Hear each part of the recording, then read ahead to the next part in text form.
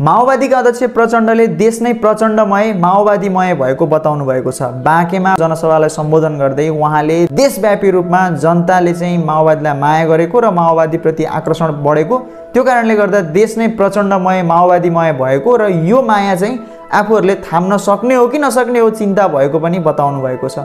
के साँच्चै तपाईहरुलाई देश माओवादीमय प्रचण्डमय भएको जस्तो लाग्छ? एकपटक कमेन्ट गर्नुहोला। हाम्रो इन्चार्ज कमरेड चक्रपाणी खनाल बल्लभजीको गाउँमा हामी मर्निङ वाकमा हिँड्दै थियौं।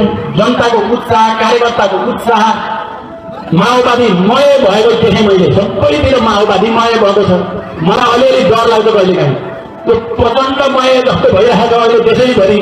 त्यसलाई थाम्न सकिन्छ कि सकिँदैन, त्यो जिम्मा पुरा गर्न सकिन्छ कि सकिँदैन, निकै ठुलो बोझ जनताले फेरि भारी बोकाएको हामीलाई महसुस भएको छ। यहाँ तपाईहरुको उपस्थिति, तपाईहरुको उत्साहले पनि मलाई र हाम्रो नेतृत्वको टिमलाई एउटा नयाँ ऊर्जा प्रदान गरेको छ।